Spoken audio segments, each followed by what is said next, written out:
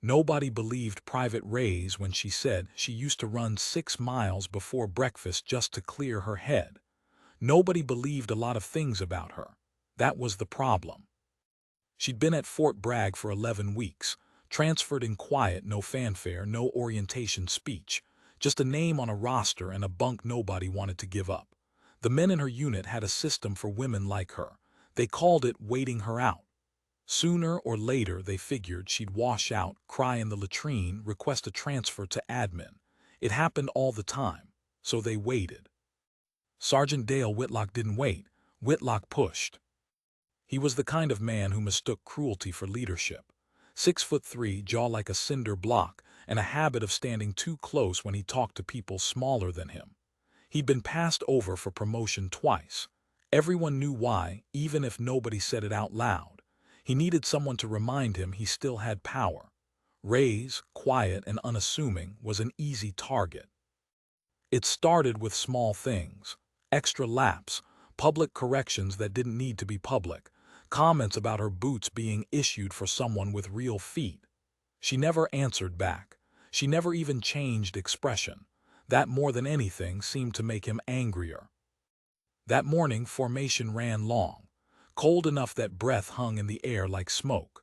The platoon stood in their lines, backs straight, eyes forward, waiting for inspection to end so they could eat. Whitlock walked the row like he always did, hands behind his back, chin tilted up. He stopped in front of Ray's. "Boots," he said. She looked down. Nothing wrong with them. Polished the night before, laces even, exactly to regulation. "Sergeant." "I said boots, Private. You deaf or just slow?" A few heads turned. Nobody said anything. That was the unspoken rule: you didn't step in, not unless you wanted the attention on you next.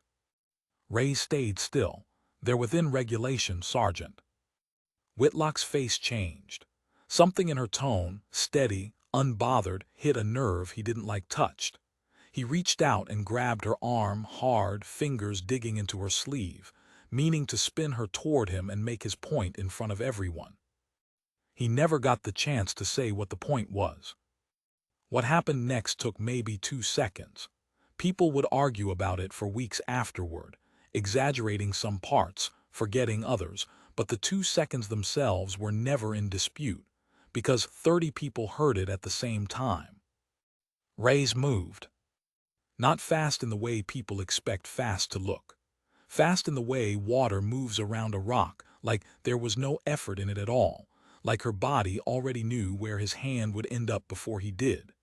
Her free hand came up, caught his wrist, turned it a precise quarter-inch past where a wrist is built to turn. The sound was small. A dry click, like a knuckle popping, except everyone standing near enough felt it in their own arms. A phantom ache, an instinct to flinch. Whitlock went down to one knee. Not from pain exactly, from surprise mostly, and then, a half-second later, from pain. The whole platoon heard it, every single one of them. Nobody moved. The wind kept blowing. Somewhere behind the formation, a flag rope slapped against its pole, over and over, the only sound for what felt like a very long time. Ray's let go of his wrist the moment it gave. She stepped back into her spot in line like nothing had happened, hands at her sides, eyes forward, exactly the posture she'd been holding a moment before. Whitlock knelt there, cradling his arm against his chest, staring up at her with an expression that had no name yet.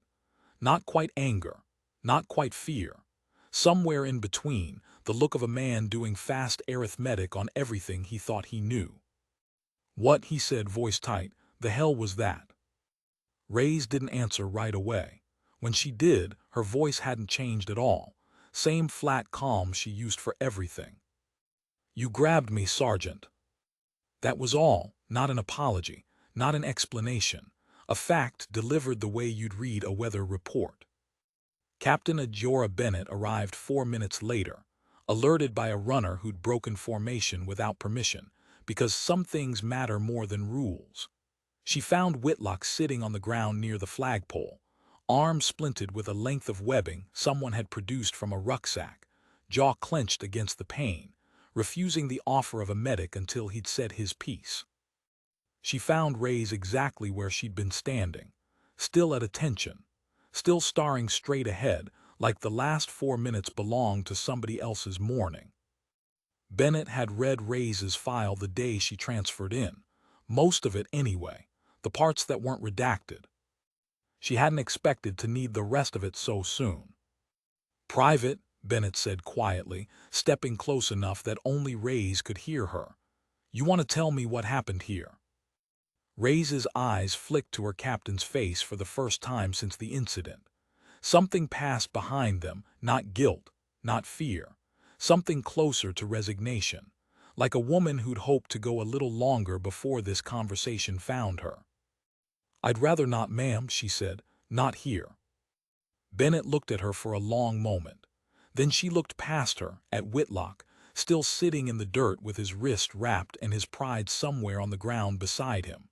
Then back at Ray's. "No," Bennett said slowly. "I don't imagine you would." She hadn't raised her voice. She didn't need to. Something about the way she said it made half the platoon understand, in that instant, that whatever they thought they knew about Private Ray's was about to be proven very wrong. "Want me to continue with part 2? I'll keep the reveal building," Bennett pulling Ray's aside, the redacted file and Whitlock's version of events starting to unravel in front of the platoon. Part 2, orchestrated narrative momentum toward pivotal story, revelation orchestrated narrative momentum toward pivotal story revelation part 2. They put Whitlock in the back of a truck and sent him to the aid station without ceremony. Nobody rushed to help him up. A private named Okafor offered a hand, and Whitlock waved it off, muttering something about not needing charity from anybody in this formation. He said it loud enough for Ray's to hear. She didn't react. She'd stopped reacting to him 3 weeks ago, somewhere around the time she realized reacting was exactly what he wanted. Bennett dismissed the rest of the platoon to chow. Nobody moved fast. They all wanted to look back, to catch one more second of whatever was about to happen between their captain and the quiet private who just dropped a sergeant with something that looked less like a struggle and more like a demonstration. "Walk with me," Bennett said, and Ray's fell into step beside her, boots crunching gravel, both of them silent until they'd put enough distance between themselves and curious ears. "You want to explain that hold?" Bennett asked. "Because I've seen combatives instructors who couldn't pull that off clean on a padded partner, let alone on a man twice your size, without warning in under 2 seconds. Ray's kept her eyes on the horizon. "It's just training, ma'am." "Who's training?" A pause, long enough that Bennett noticed it. "Ma'am, with respect, I signed paperwork about certain things I'm not supposed to discuss." Bennett stopped walking. Ray stopped too, a half step later, like she'd been trained to always be a fraction behind whoever she was following, never ahead, never drawing attention. "Private Alina Ray's," Bennett said, like she was testing the name for weight. "Enlisted 11 weeks ago. Prior service listed as administrative support, classified assignment. That's what's in the unclassified file. You know what's not in it. Anything that explains how you did what you just did." Ray's jaw tightened, just slightly. First real expression Bennett had seen out of her since she'd arrived at Bragg. "Ma'am, I'd like to request this conversation continue somewhere private." Bennett studied her for a moment, then nodded once, sharp, and gestured toward the admin building. Inside, away from the wind and the eyes, Bennett sat behind her desk and folded her hands. Ray's remained standing at parade rest, like the office itself hadn't given her permission to relax. "Sit down, Private. That's an order, not a request." Ray sat, stiffly, like the chair might be a trick. "I'm going to make a call," Bennett said. "Before I do, I want to hear it from you first, whatever it is.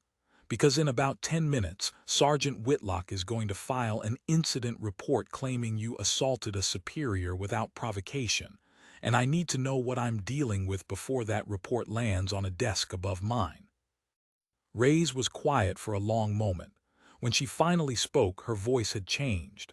Not louder, just steadier somehow, like she'd set something down she'd been carrying. 3 years ago I wasn't Private Reyes, she said. I was Petty Officer First Class Elena Reyes, attached to a joint task force you don't have clearance to hear about, doing work I still can't fully describe to you, ma'am. And I mean that literally, not won't, can't. There's a document with a black bar over the details and my signature under it. Bennett didn't move, didn't blink, just listened. After my last deployment, I requested reassignment. Quiet transfer, clean record, new branch designation, minimal footprint. I wanted a normal enlisted posting. I wanted people to see a private, not whatever it says in the part of my file you can't read. Why? For the first time, something cracked in Reyes' composure. Not much, just a flicker gone as fast as it came. Because the last team I worked with, ma'am, isn't a team anymore. I'm the only one still standing who was in the room when it ended. I didn't want a rank that came with expectations. I didn't want people looking at me and seeing what happened. I wanted to disappear into a formation and stand in a line and be nobody for a while. Bennett sat back slowly. The pieces were rearranging themselves in her head, fast, the way they do when a puzzle you'd assumed was simple turns out to have a second picture hiding underneath the first. And Whitlock, Bennett said, 11 weeks of him running you into the ground, why not report it? Because reporting it means explaining why a first-week transfer with no combatives record could put a sergeant on his knee in under 2 seconds, Reyes said. Because the moment I do that, I stop being Private Reyes and I start being whatever they decide to call me instead. I've done that once already, ma'am. I wasn't in a hurry to do it again. The office was very quiet. Somewhere outside, the chow line was moving, boots and trays, and the ordinary noise of a base that had no idea what had almost surfaced. He grabbed you, Bennett said finally, in front of the whole platoon. Yes, ma'am. And you reacted the way you were trained to react to being grabbed by someone bigger than you, with hostile intent and no warning. Reyes met her eyes for the first time in the conversation. Yes, ma'am, I didn't think. I didn't have time to think. That's the whole point of the training. Thinking is what gets you killed. Bennett exhaled slowly, rubbed a hand over her face, and looked at the phone on her desk like it had just gotten a lot heavier. There's a report coming, she said. Whitlock's version first before anybody hears yours. You understand what that means? Yes, ma'am. It means for the next few hours, half this base is going to think you're the villain in this story. Reyes almost smiled, almost. Wouldn't be the first time, ma'am. Bennett picked up the phone. Before she dialed, she looked back at the woman sitting across from her, quiet, still, giving away nothing, exactly the way she'd been for 11 weeks, and understood, for the first time, that she'd been looking at the wrong person the whole time she'd been worried about protecting her. Get some rest, Reyes, she said. I have a feeling tomorrow's going to be a long one. It usually is, ma'am. 3. Orchestrated narrative tension through escalating conflict and credibility. Erosion. Orchestrated narrative tension through escalating conflict and credibility. Erosion Part 3. By morning, the story had already changed shape 3 times. That's how it goes on a base. A thing happens in front of 30 people, and by the next day there are 60 versions of it, each one a little more dramatic than the last, each one drifting further from the 2 seconds that actually occurred. By 600, Reyes had broken Whitlock's arm in 2 places.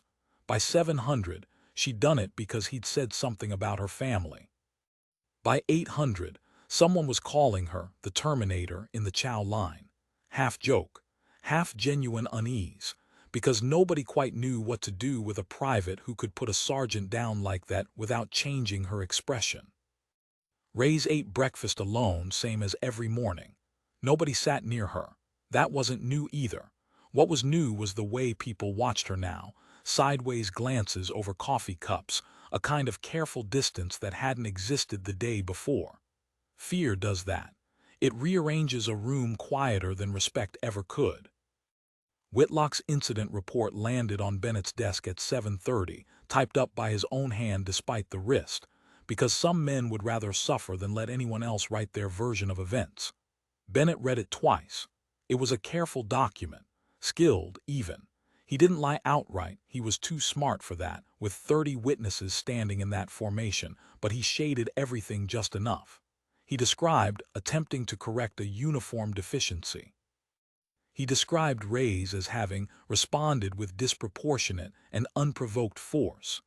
He left out the part where his hand closed around her arm first.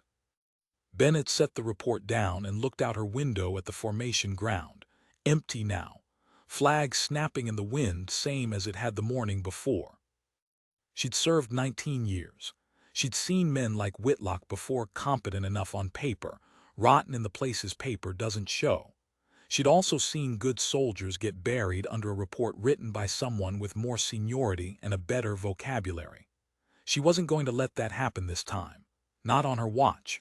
Not to a woman who'd sat in her office and told the truth when lying would have been so much easier.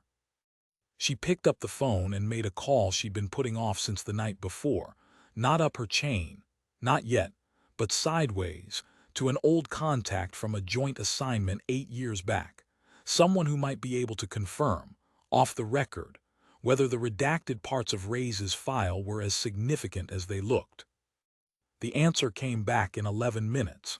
Just one sentence, careful and clipped, the kind of sentence people use when they're saying as little as they're allowed to say. Whatever unit she was in, Captain, you don't want to be the one who made her explain it in a hearing. Bennett hung up the phone slowly. At 900, she called Whitlock into her office. He arrived with his arm in a sling, jaw set, already rehearsing his outrage before he'd even sat down. "Ma'am, I want that woman charged. I don't care what excuse she's giving you. She attacked a superior." "Sit down, Sergeant." He sat reluctantly. "I've read your report," Bennett said, "twice. It's very thorough, very careful about what it includes." She let that sit a second. "It's less careful about what it leaves out." Whitlock's jaw tightened. "I don't know what you mean." "You grabbed her arm first. 30 witnesses saw it. I have 4 separate statements confirming it, taken before anybody had time to compare notes." Bennett folded her hands on the desk. "Your report doesn't mention that part." "She's a private. I was correcting her." "By putting your hands on her." "It's formation, Captain. Sometimes you have to." "Sergeant Whitlock." Bennett's voice didn't rise, but something in it went very flat, very final. "In 11 weeks, I have received 6 separate informal complaints about how you treat Private Reyes specifically. Extra laps assigned to her, and no one else for infractions that weren't infractions. Comments about her boots, her posture, her fitness, none of which held up under inspection. You have made that woman a project since the day she arrived. And yesterday, you finally put your hands on her in front of the entire platoon." Whitlock's face had gone a dull red. "She's hiding something. Everybody knows it. A transfer with no combatives record who drops a sergeant in 2 seconds. "That's not your concern," Bennett said.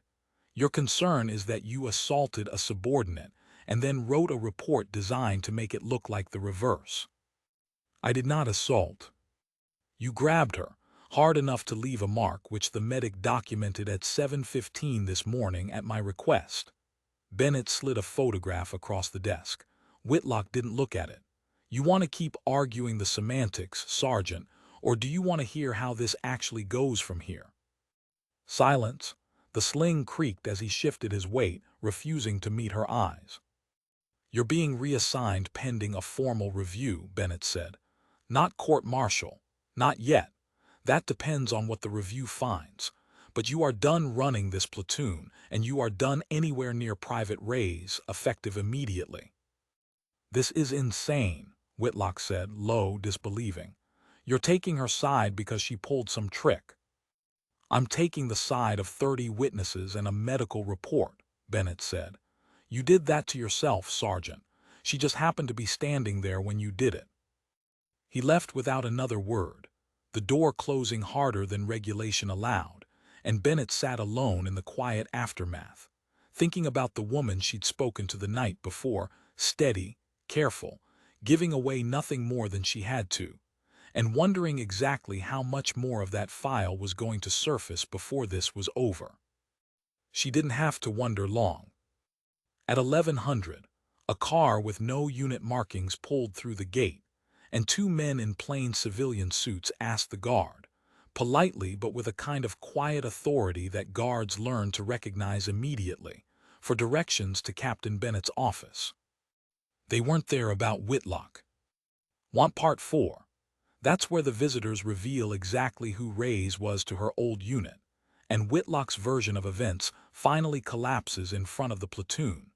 Part 4, orchestrated narrative continuation, balancing tone, and consistency. Orchestrated narrative continuation, balancing tone and consistency. Part 4. The two men didn't wear rank insignia. They didn't need to. There's a way certain people carry themselves that tells you everything about their authority without a single patch or bar. A stillness, an economy of movement, eyes that catalog a room in under 3 seconds. Bennett had spent enough years in uniform to recognize the type immediately, and it put a small, cold weight in her stomach before either of them said a word. "Captain Bennett," the taller one said. Not a question, he already knew who she was. "I'm Agent Corliss. This is Agent Bat.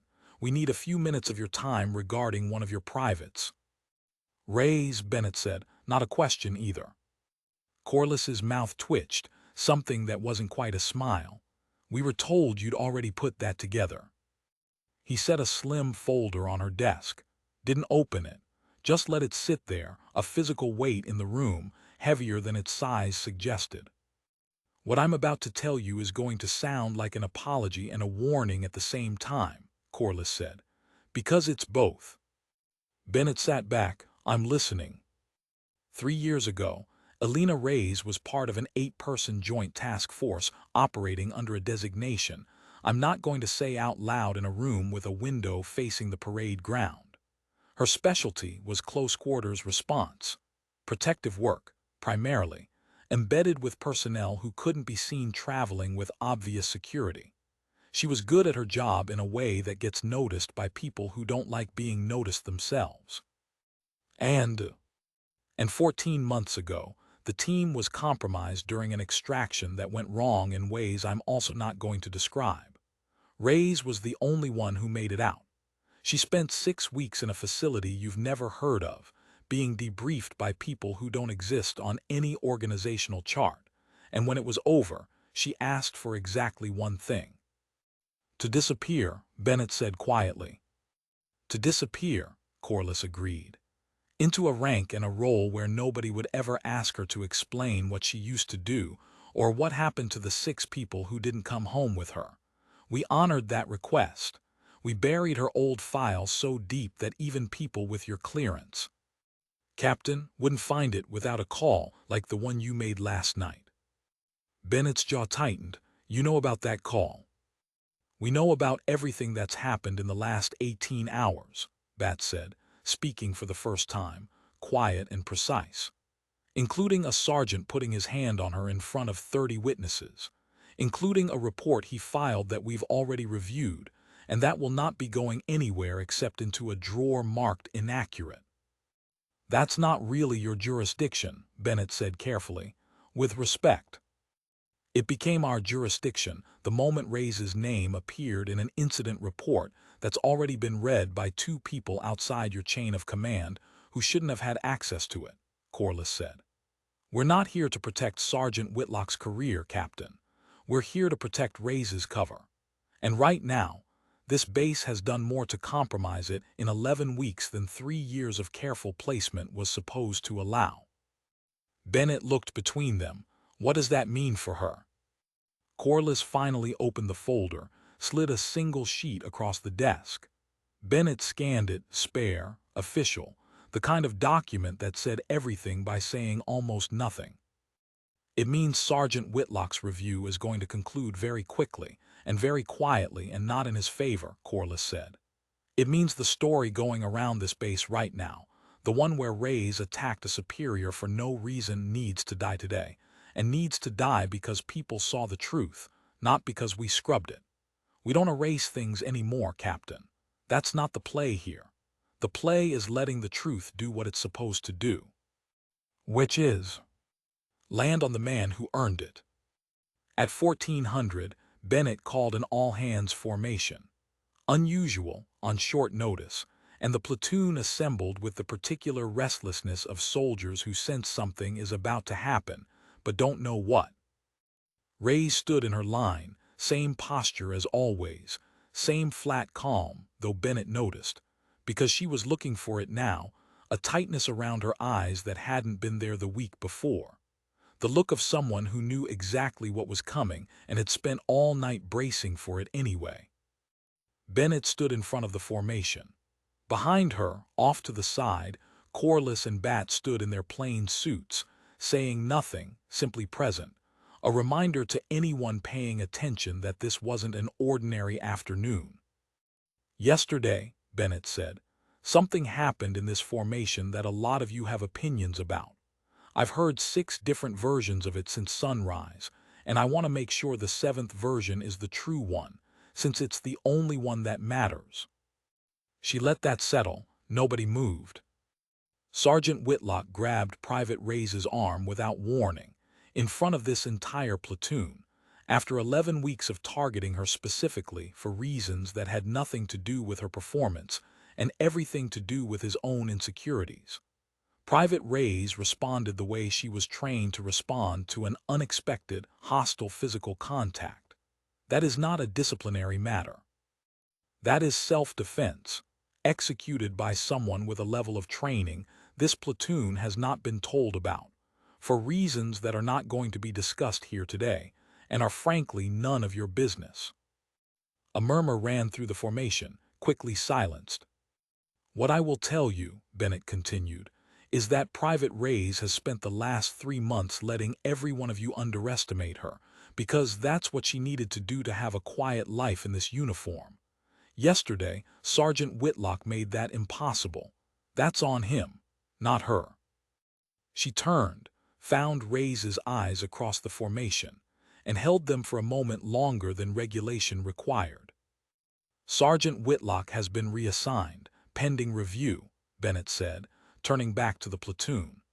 That review will not be going his way. I'd like everyone here to think very carefully, going forward, about the difference between a soldier who looks quiet and a soldier who's simply choosing not to prove anything to you. She paused. Dismissed. The formation broke slowly, people drifting off in 2s and 3s, throwing glances back at Reyes that had shifted overnight from wary to something closer to awe. Nobody approached her. Not yet. Some kinds of respect take a minute to figure out how to say out loud. Reyes stood alone at the edge of the formation ground as the crowd thinned, watching Corliss and Bat walk back toward their unmarked car, the folder that held 3 years of her old life tucked under one arm, headed back into whatever quiet place it had come from. Bennett walked up beside her. You didn't have to give the speech, Reyes said. I could have just requested a transfer, started over somewhere quieter. You've started over enough times, Bennett said. I figured it was time somebody let the truth catch up to you instead. Reyes was quiet for a moment, watching the car disappear past the gate. It's going to be strange, she said finally. People looking at me and not seeing a ghost. Get used to it, Private, Bennett said. I have a feeling it's a good kind of strange. Part 5 Resolution. 3 weeks later, Whitlock was gone for good, quietly discharged. No public ceremony, no farewell. The kind of ending reserved for men who spend their careers mistaking power over the weak for actual strength. Nobody threw him a party. Nobody missed him either. Ray stayed. She didn't become a different person overnight. That's not how it works, not really, not for someone who'd spent 3 years learning to be invisible on purpose. But something in the platoon had shifted, not fear anymore, and not the wary distance from before. Something quieter. The kind of respect that doesn't need to announce itself. Private Acaffer, the one who'd offered Whitlock a hand he never took, was the first to sit next to her at chow again. Didn't say much. Just sat down with his tray, ate his eggs, glanced over once and said, "Good boots, by the way," dry, almost a joke. Ray's looked at him for a second. Then, for the first time in 11 weeks, something close to a real smile crossed her face. "Thanks," she said, "I try." It wasn't a big moment. It wasn't supposed to be. Some stories end with parades and medals. This one ended with a private eating breakfast, unbothered in a mess hall that had finally stopped watching her out of the corner of its eye and started slowly to just let her be. Bennett watched from across the room, coffee in hand, and thought about the file locked away in a drawer somewhere. 3 years of a story most people would never hear. Some soldiers wear their medals. Some just carry the weight quietly and keep showing up anyway. That's the kind of strength nobody claps for, but it's the kind that matters most.